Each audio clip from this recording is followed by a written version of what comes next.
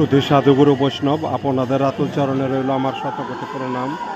তো যাই হোক, এটা হচ্ছে সেই ঐতিহাসিক রমনা কালীবাড়ি মন্দির। তো এখানে হাজার হাজার কে, আমার মনে হয় লক্ষ লক্ষ ভক্ত সাধুগুরু বৈষ্ণবের সমাগম ঘটেছে।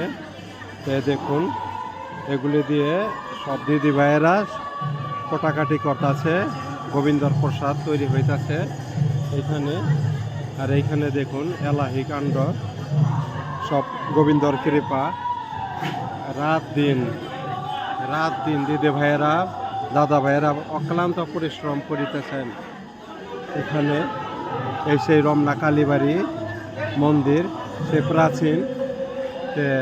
যাই হোক, এই কষ্ট তাদের বৃথা যাবে না।